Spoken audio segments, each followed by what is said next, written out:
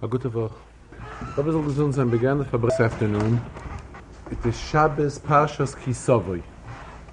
There's a famous expression from the Alter Rebbe. Alter Rebbe expressed himself in Yiddish, "Amedarf leben mit der Zeit." They have to live with the times. However, his son, the Mittel Rebbe, explained what is the meaning of these words of his father. It means that we have to live with Parshas HaShavua.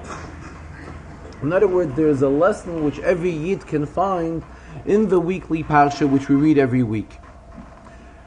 The Rebbe explained, though we know that a Yid constantly lives with Torah, as we say in davening, Kehem chayenu va'orech yameinu, that Torah is our guide in life. Torah is considered a Torah's chayim. It's our guide, whatever we do in our life. However, there's a special stress on top of the fact that Torah gives us guidance in all of our inyanim. Besides that, we are also to derive a special lesson from Parshas HaShavua. And if we are told we have to do so, we are definitely given the koiches, strength to be able to do it. And we are given the capability to be able to do it. And here the Rebbe told a very interesting story. The Rebbe Reb Zusha of Anapole, was a disciple of the Maggid. He was a Chav of the Alter Rebbe. He once expressed himself that when he will come, in the world to come, he will not be questioned, why wasn't he as great as so-and-so? Because he couldn't have been as great as so-and-so. However, he will be questioned, why didn't he do what Zusha was able to do? In other words, every person has his capabilities, which HaKadosh Baruch Hu gives each and every one of us, what we can accomplish.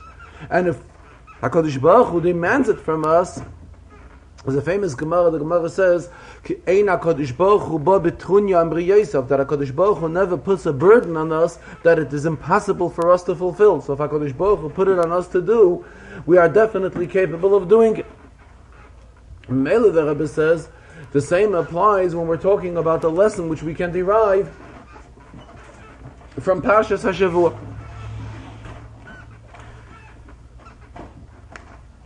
And the lesson which we can derive from this week's Seder is a very simple and obvious one.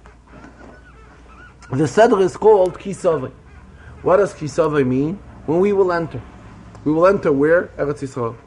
So the Torah starts, Kisavei, when we will enter Eretz Yisrael, this and this are the mitzvahs, some of the mitzvahs which are tolui ba'aretz, which are dependent upon our entering Eretz Yisrael. So first of all, the Rebbe explained, though the Yidden did not enter Eretz Yisrael right away, still Moshe Rabbeinu told them quite a while earlier some of the mitzvahs that are tluyus ba'aretz, that are dependent on Eretz Yisrael. Why? Very simple. This, the Rebbe says, goes into the concept of chinuch. Just like we know an educated child, so that when he grows up, he should be able to fulfill all the mitzvahs. Same the Rebbe says, when we're talking about Yidden upon their entering Eretz Yisrael, even prior to their entering Eretz Yisrael, we are preparing them. It's an inyan of chinuch. We're educating them so that they should be familiar and know the type of mitzvahs they're going to have to fulfill once they enter Eretz Yisrael.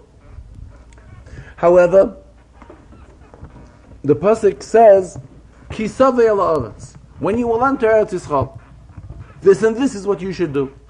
In other words, the fact of entering Eretz Yisrael, this is not spoken about here. The pasuk expresses the fact of entering Eretz Yisrael like this is taken for granted. Kisavei al haaretz. You will definitely come to Eretz Yisrael. But you should know, when you will come to Eretz Yisrael, there are these and these mitzvahs which you have to fulfill. The same the Rebbe says is nowadays as well. We have to know Kisavei al haaretz. We have to know that ultimately we are bound to enter Eretz Yisrael. This is something which we have to take for granted. We will all enter Eretz Yisrael. Just a question of time. We take another moment, a moment later.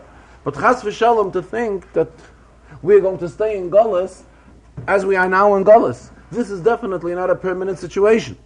Kisavei al haaretz. It will take place. In other words, the Kisavei al haaretz, when the Torah talks about it, it's not talking in a format of a mitzvah or similar to a description of a mitzvah. Kisavei la'aretz is explained in the Torah that this is a fact. You should know Kisavei la'aretz will definitely happen. Once it'll be Savei la'aretz, you have to know the mitzvahs what to do. The same the Rebbe says is now also. Savei la'aretz will definitely be, we will enter Eretz Yisrael. Mashiach will come, will take us out of Golus, and Golus will end.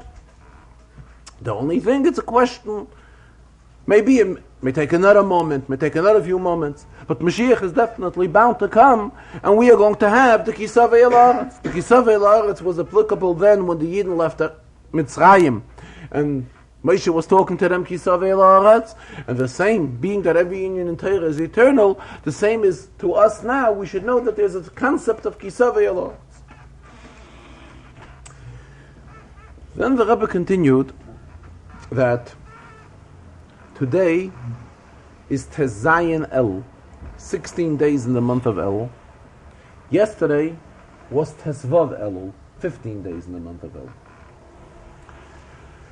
15 days in the month of Elul, Tesvav Elul, is the day when the Rebbe Rashab, that is the Frierdiker Rebbe's father, founded the Lubavitcher Yeshiva Tomchet Mimim. And this was when the Frierdiker Rebbe was a youngster, just got married then. Frierdiker Rebbe got married on Yud Gimel Elul, 13 days in the month of Elul.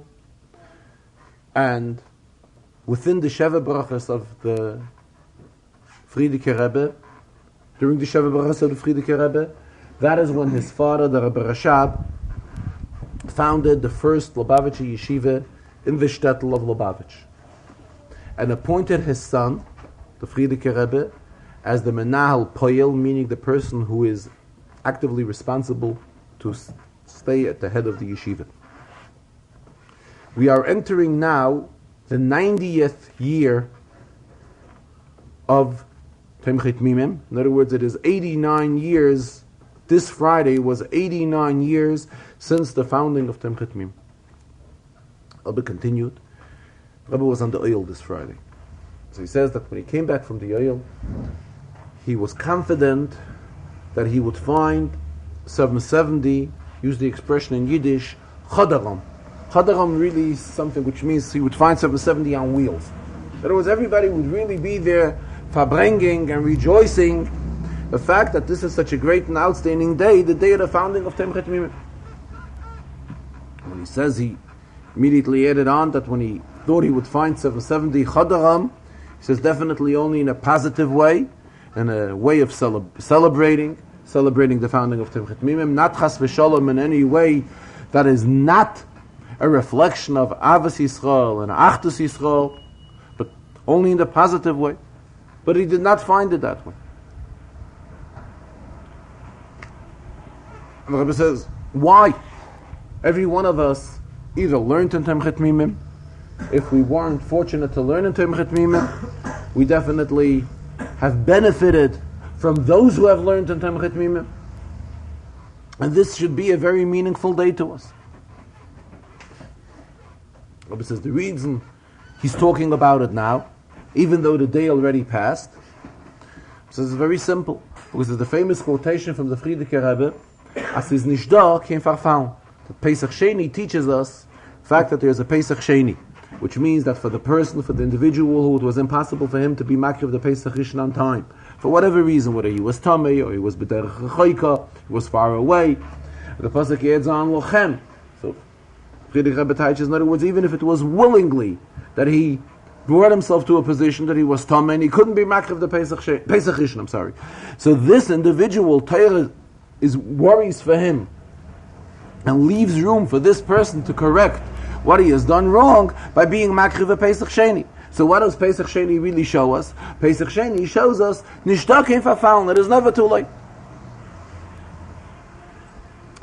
In fact, the Rebbe referred to it briefly today. He spoke about it, I think it was in the Rosh Chodesh of Farbrengen, that the difference between Pesach Sheni and Pesach Rishon is when we're makriv the Pesach Rishon, which is on the Yontif of Pesach, then we are not allowed to have any chametz in our possession.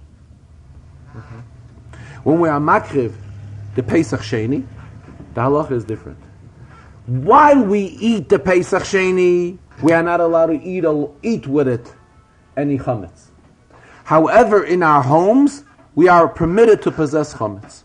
Makrivoi, the Gemara uses the expression, chametz imay babayis, and chametz is with him in the house.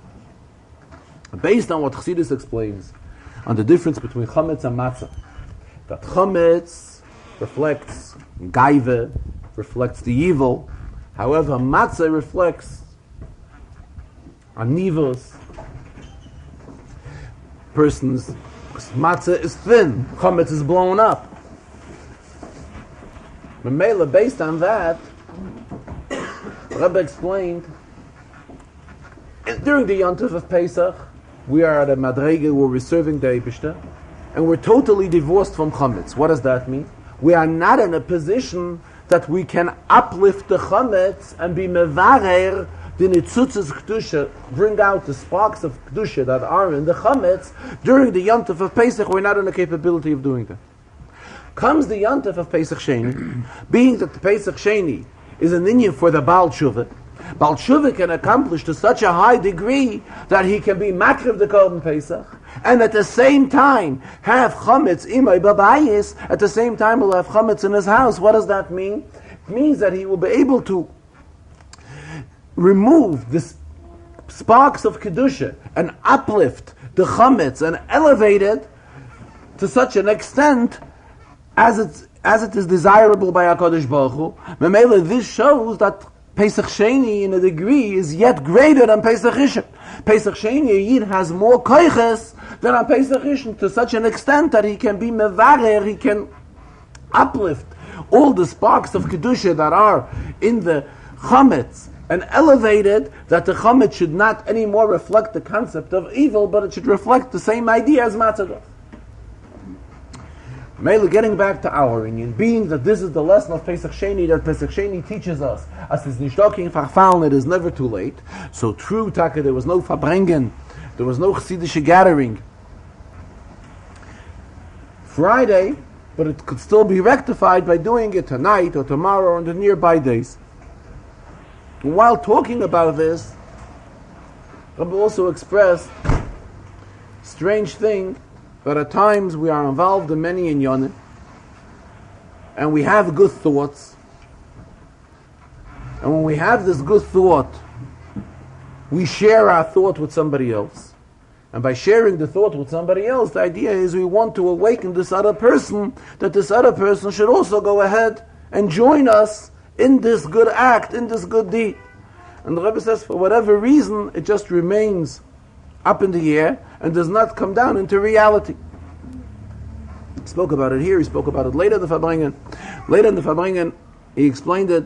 He says there's a saying that one person once offended the other. But the one who was offended knew very well the nature of the person who offended him. And he knew that he did it now, and he'll do it again, and he'll do it tomorrow. That's his nature, and it's not just a one-time occasion. But this individual went over to him, and approaches him, and asks him for mechila, and asks him for forgiveness. Halacha is that if somebody asks you to forgive him, Shulchan Aruch tells us that we're not supposed to be an achzer, we're not supposed to be rude, and not forgive, so we have to forgive. But he knew he will forgive him now, and an hour later or the next morning he's going to get the same portion from him again. So what should he do? So he says, as told him in Yiddish, "Azoivi du betst mechila, azoi bin ich dir moichel." The way you are asking for forgiveness, the same way I am forgiving you. In other words, he knew that his asking for forgiveness is not a wholehearted asking, because he knew the person very well that an hour later or tomorrow morning he will do the same. So he says, fine, I'm forgiving you, but the same way you are asking for forgiveness, that is how I'm forgiving you. The same the Rebbe says, when we approach somebody else and we want to get him involved in an act of Maisa Ikar deed is what counts most. And we want to involve somebody else into doing something. And the problem is that the somebody else also doesn't do. Why is it? Because it's the way we ask and the way we approach him. That's how the outcome, that's how the result is. And this is definitely not the way, not the desirable way, not the way that it should be.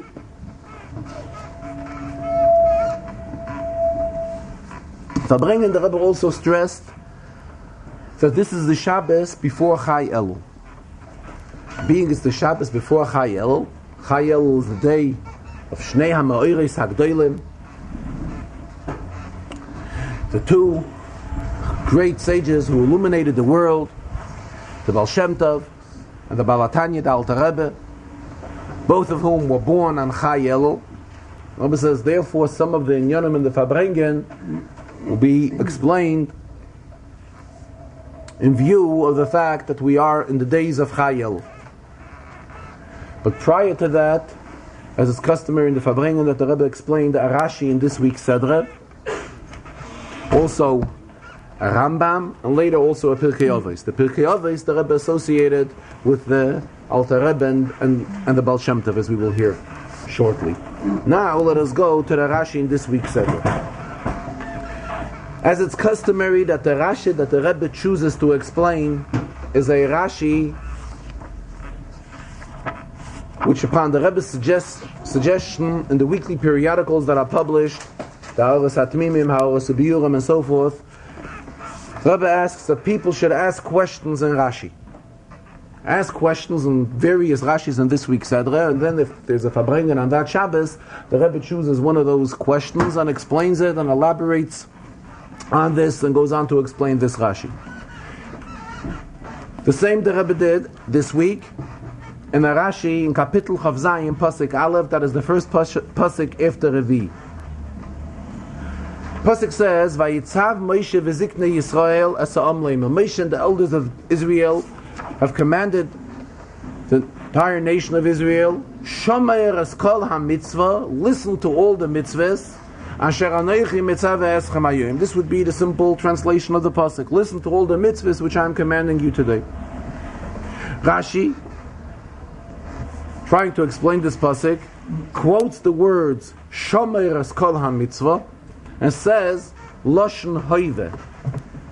Shomer is an expression of present. In other words, there's past, present, and future. Ovar, osid, and hoive.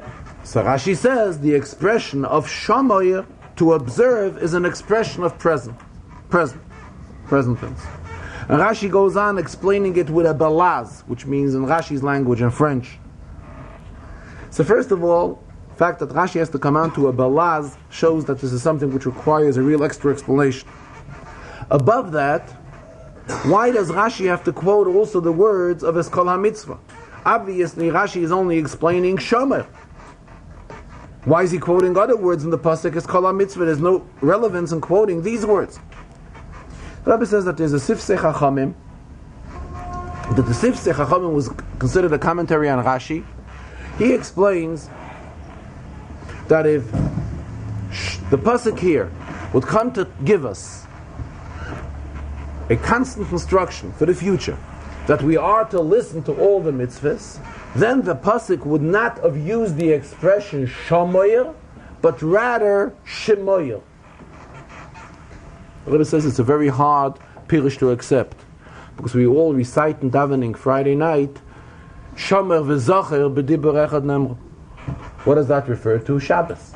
Meaning that there's a pasuk, shomer es yoyim ha-Shabbos l'kacher. Shomer and zacher were both simultaneously. But shomer is a commandment from HaKadosh Baruch Hu.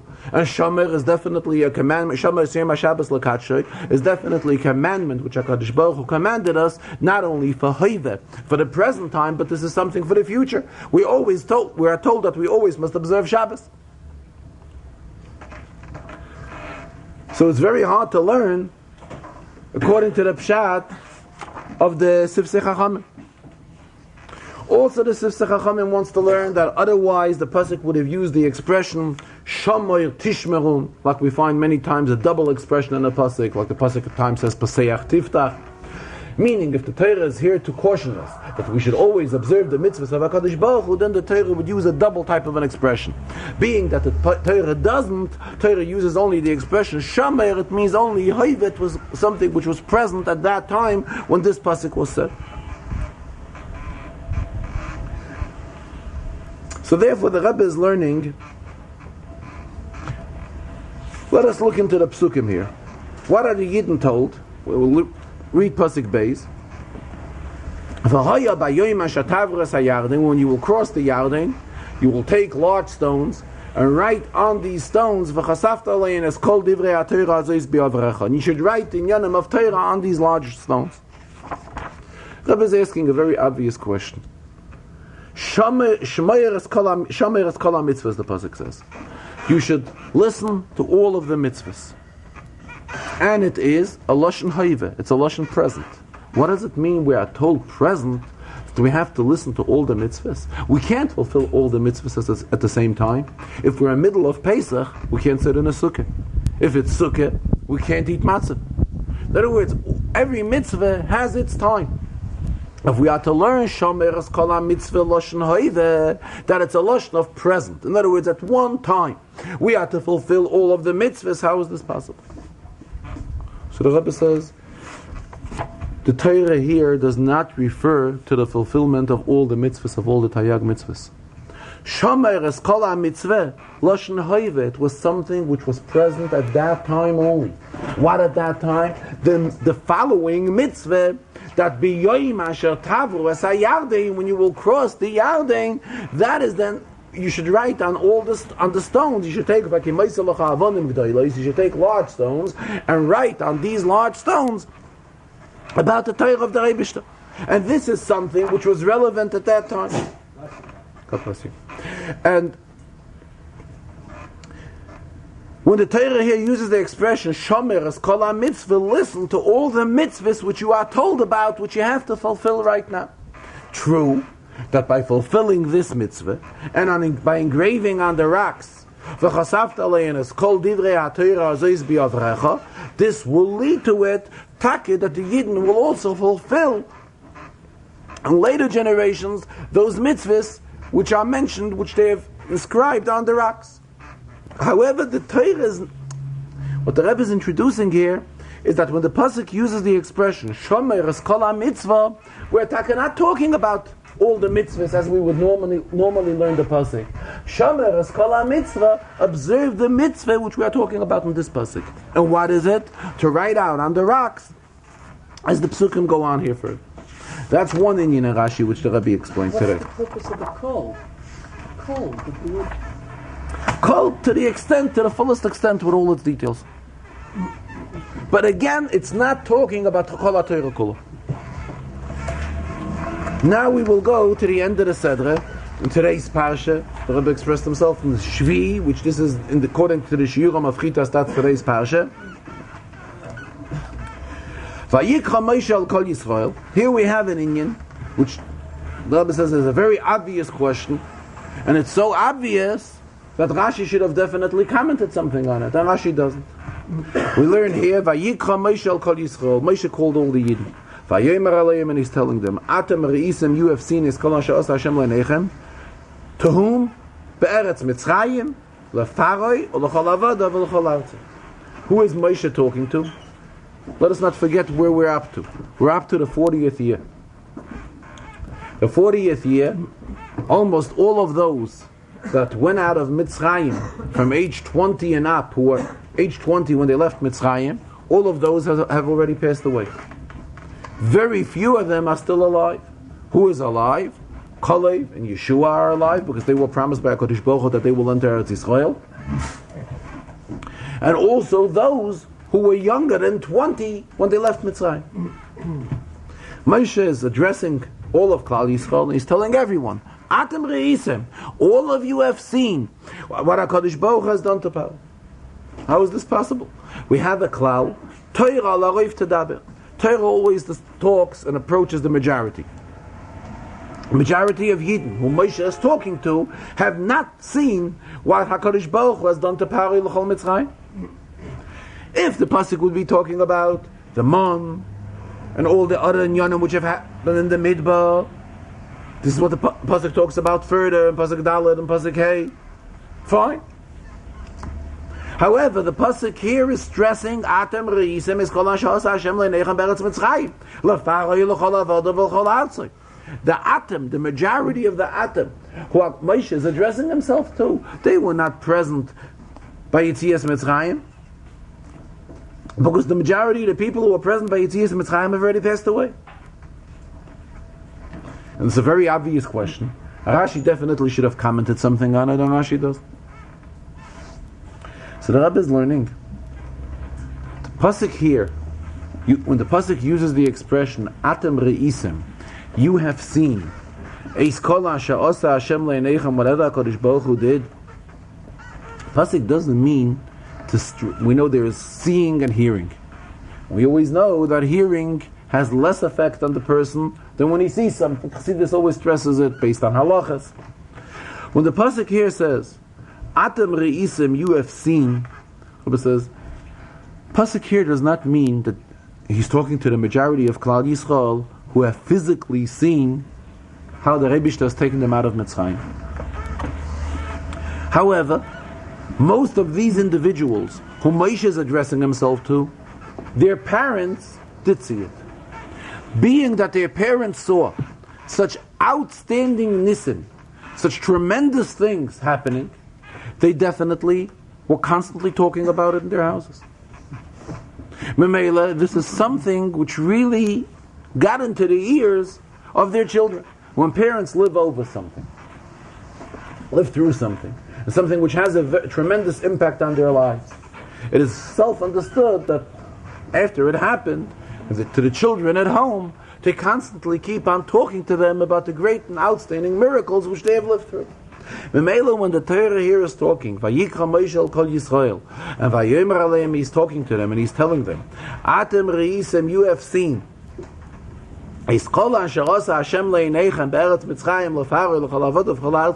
Doesn't mean physically seen.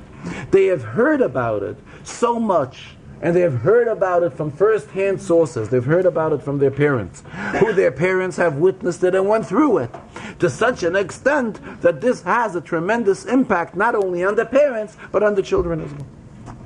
So Mamela Rashi doesn't have to explain it. If we look again into the pasuk, it is obvious that this is what the pasuk means. Regarding the Pirkei Avos in today's, from this Shabbos,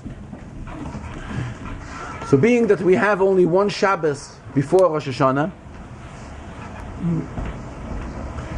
we don't have this, thank you very much, this cycle of saying Pirkei Avos on the Shabbos after Menachah.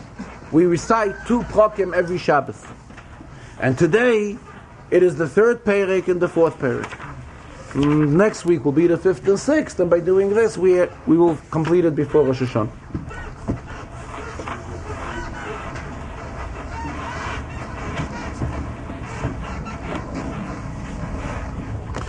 How does the 3rd perek begin? With a quotation of Akavya B'Malal. What does Akavya B'Malal say? Histakil b'shloisha dvarim. Look into 3 things. Ve'ein atabali de aveira, and will hold you back from coming to an aveira. Dama ayim basa.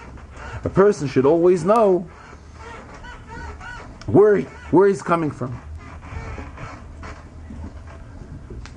Chassidus teaches, what is the meaning of dama ayim basa? Ayin, we know there is yesh and ayin. Ayin is a very high madriga in Elokus. And what is the stress? Dama ayin basa, that a neshama should know from where it comes. Where does a neshama come from? The neshama comes from Tachas Kisei HaKavod, from the Rabbeinu Shlomo.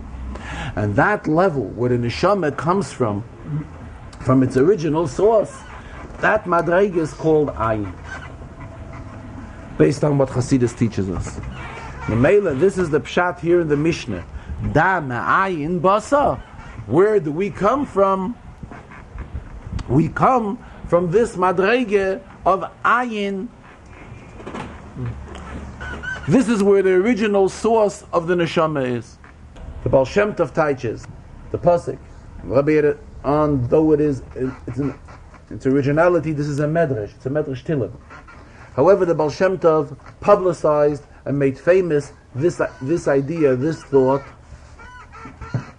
that la'olam Hashem dvorcha nitzvah b'shamayim, which the Alter Rebbe bases the Shara Yichud v'Amunah on, that constantly HaKadosh Baruch Hu is constantly renewing the world, and every rega and every moment the world is like recreated again through the koyches of the Rabbeinu Shalom. And if not for that, the world would return to ayin ve'efes, the world would not be able to exist.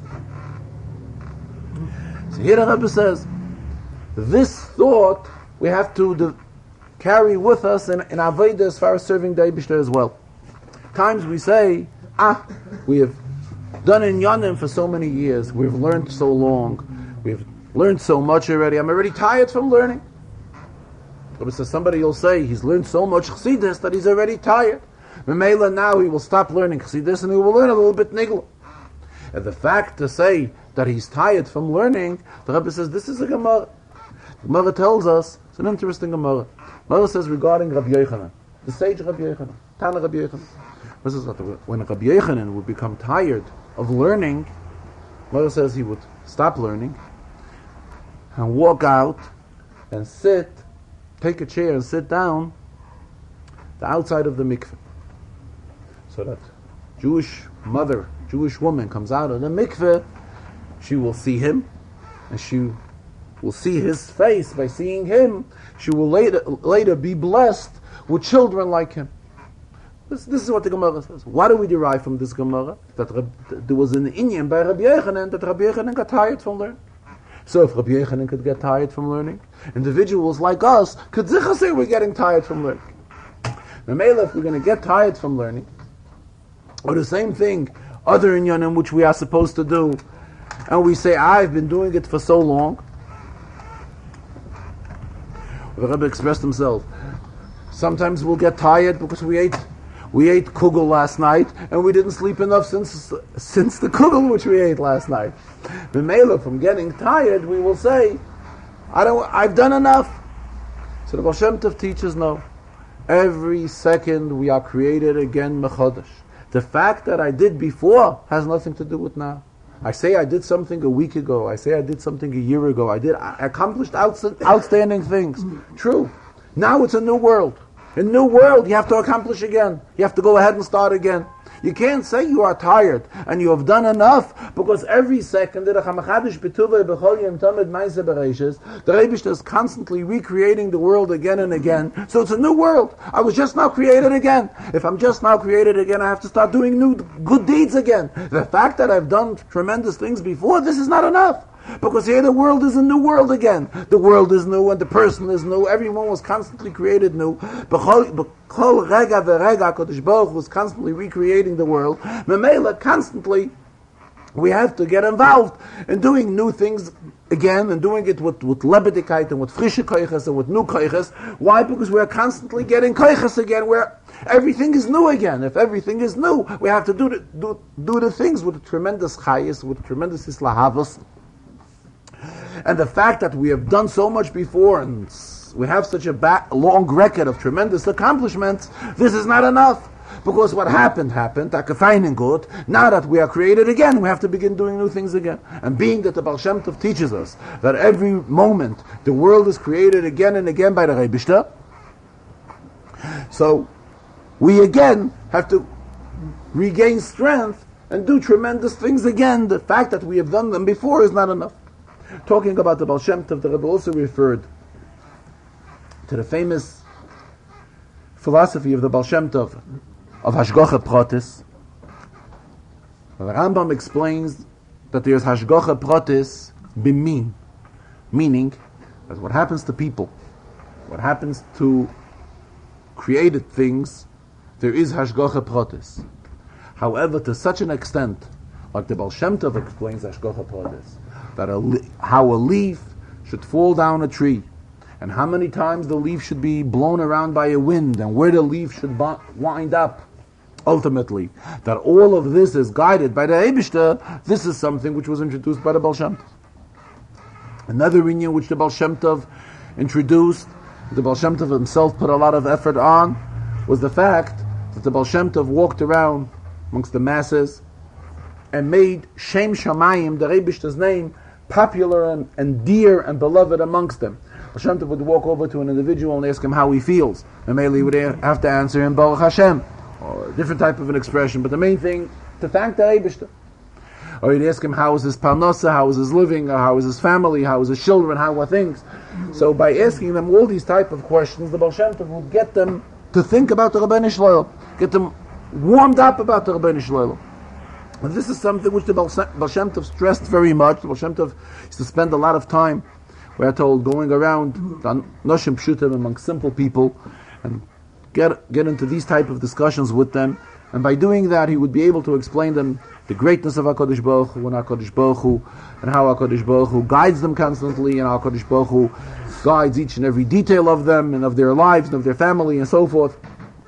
And this again is one of the tremendous accomplishments of the Baal Shem Tov. Regarding Perik Dalet, which begins with Ben Zoyma in there, Ezu Chacham Haloimed Mikol Adam, who is considered a smart person, the one who learns from everyone.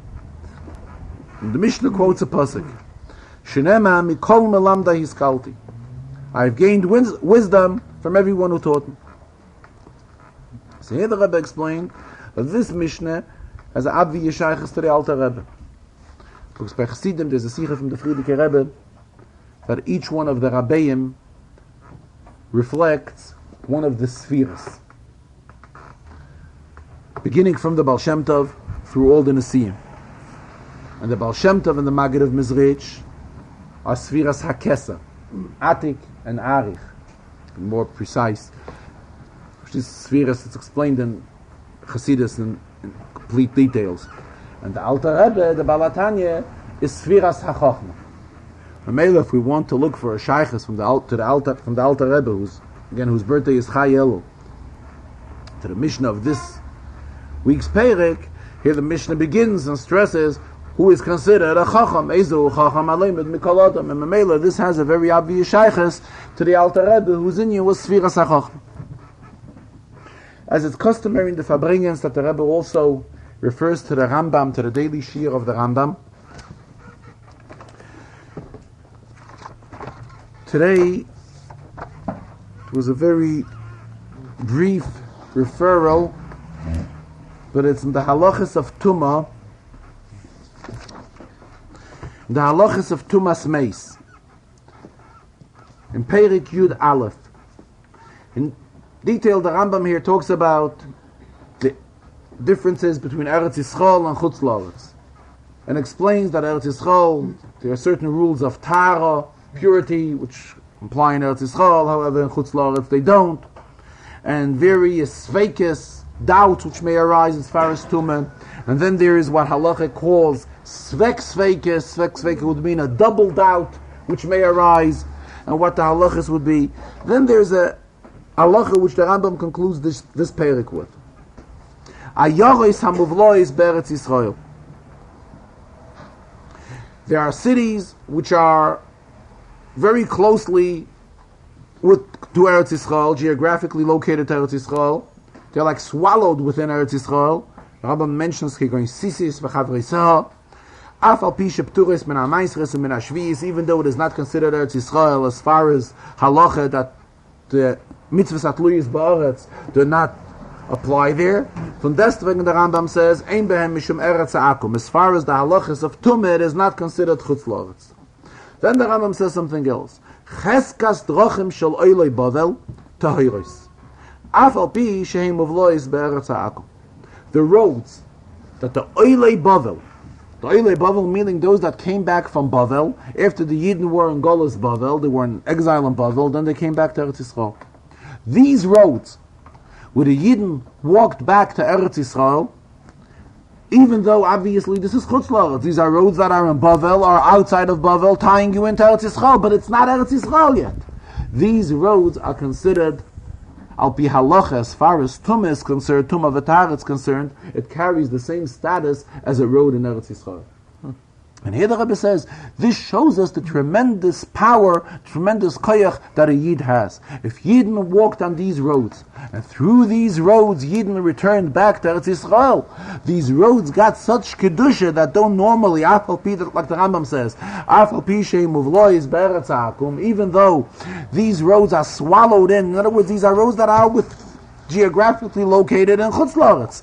And it's very hard to pinpoint, in other words, the surrounding area around the road has a definite din of chutz la'aretz. In other words, as far as Tumeh, it also has a din of chutz la'aretz. Just these roads, which the Yidden have gone through, the drachim shel oilei Bavel, carry a different status, and the status of these drachim is that it is tehoirem, the same status as Eretz Yisrael. It's something remarkable, the Rebbe says. Why?